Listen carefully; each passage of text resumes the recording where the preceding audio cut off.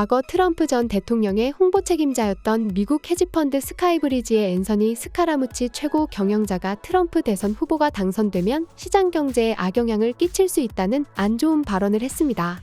그는 도널드 트럼프 행정부 초기인 2017년 7월에 백악관 공보국장에 임명됐으나 곧바로 불거진 권력 암투 과정에서 11일 만에 경질된 바 있습니다.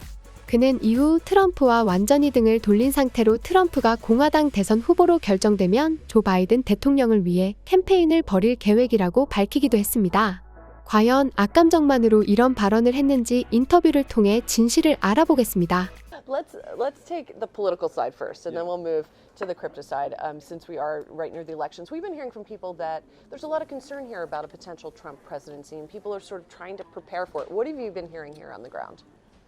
Well, you and I have talked about this before, and you were lovely to interview me in 2020. I think we sat in this tent. I said Trump will not win re-election.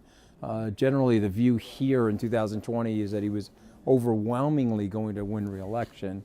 And I think if you survey people here over the last several days, they believe that he's going to win again. They believe that we're setting up for another Trump presidency, and I think that there's an age issue with President Biden. I mean, one's 81, but looks a little bit more frail than the 78-year-old, but we have a combined 158 or 59 years of people running for president. So I think Joe Biden will beat Donald Trump, and it's not just because of I'm being contrary to the consensus here. I think once we start peeling back the onion again, people are going to realize how destructive he was and how damaging he actually was to the country. And remember, we lost 21 million jobs on his watch. The entire economy imploded during COVID. A lot of people feel he didn't handle that right. He fomented an insurrection, which he's about to face the music for at a trial. He's got 91 indictments, 4 big federal cases, 2 federal cases, 2 state cases. And the most important one, though, I think to our intelligence community are the documents. So despite his early successes in these primaries. Would a second Trump presidency be good for markets? So I think that the consensus is that it would be, but I don't think it would be. And I want to explain why, because it's very important. We have the best legal system in the world, maybe us in the UK.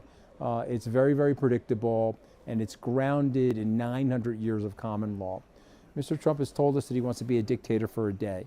Mr. Trump has told us that he's going to use the Department of Justice to persecute his adversaries. Mr. Trump has told us that his goal will be to expand the executive power of the United States. And so anybody that's really studied our system knows that the flat, decentralized nature of our system has enabled each of our families to grow in America. And so when you have people that think like that, and they think in a more authoritative way, it could be very, very dangerous. So yes, it could work in the beginning. People were very happy in Germany in the 1930s. They were very happy in Italy. They ended up a lot less happy. And anytime you get people that think like Mr. Trump, you get a lot of cronyism at the top. And I think it's very, very dangerous. So yes, short term, that's the perception. It would help business. But long term, if he destabilizes the predictability of our legal system, the cost of capital in the United States and globally is going to go up a lot.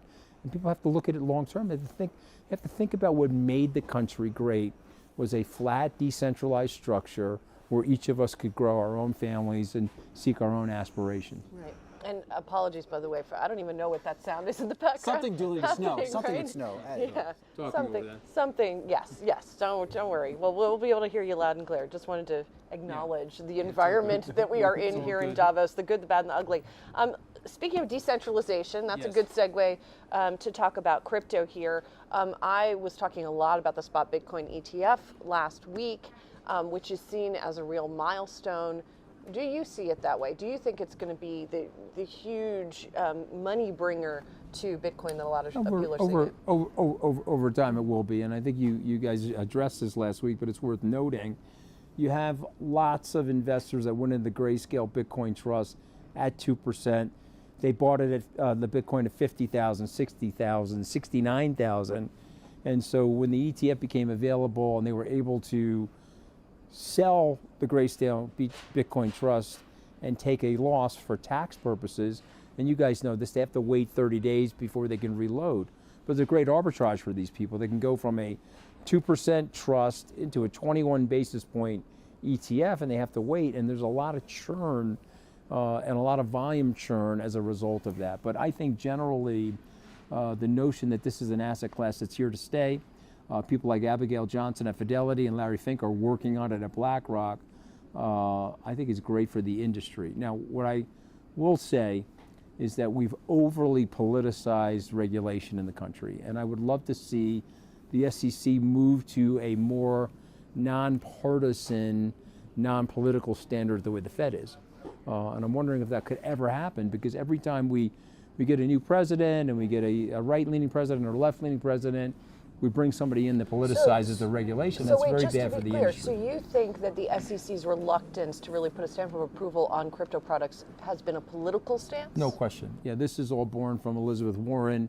She cut a deal with Joe Biden in 2020. She dropped out of the race in exchange for having a lot of say over what happens in the banking industry and the world of financial services. And so she was part of selecting Janet Yellen, and obviously her sidekick in Washington is Gary Gensler. And I call them the regulatory axis of evil, because they're not studying the protocols, they're not studying the technology, they're making these symbolic statements. They're like, oh, this is about fraud, this is about money laundering, where it's not saying that there isn't some money laundering and fraud, but there certainly is.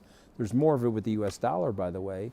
And I just think the point is, if they calm down and really studied the technology, they'd be running towards the technology, not away from it. And frankly, Mr. Gensler knows better.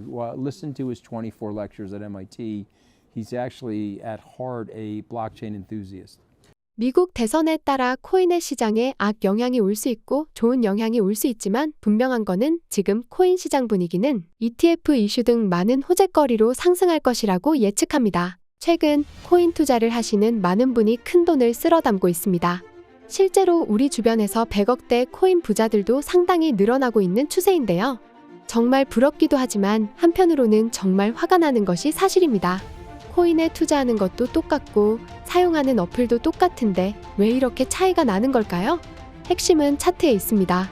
실제로 100억대 코인 부자들은 항상 차트의 중요성을 강조했는데요.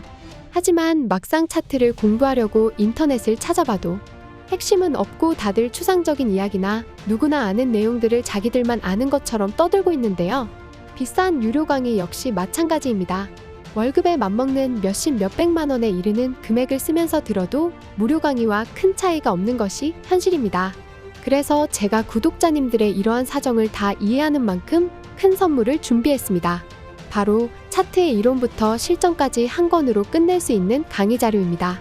실제로 제 지인분들도 이 자료를 받고 수익률이 급격하게 증가하는 드라마틱한 경험을 느끼셨는데요. 하지만 제가 이걸 유튜브에서 직접적으로 공개하게 되면 다른 코인 유튜버들과 코인 강사들의 질타와 공격 때문에 힘들게 키운 저의 유튜브 채널이 위험해집니다. 그래서 큰 고민 끝에 문자를 주시는 구독자들에 한해서 이 강의 자료를 무료로 제공하기로 마음먹었습니다. 010-5886-4840으로 공부라고 문자를 보내주시면 한 분 한 분 빠짐없이 챙겨드리도록 하겠습니다. 이 강의 자료를 받아보시면 아시겠지만 다들 코인 움직임이 다 보이실 정도로 눈이 확 트였다고 고맙다고 말씀해 주십니다. 010-5886-4840으로 공부라고 문자를 보내주시고 비싼 유료 강의나 엉터리 무료 강의 듣지 마시고 저희 구독자분들 모두 이 강의 자료를 받으셨으면 좋겠습니다.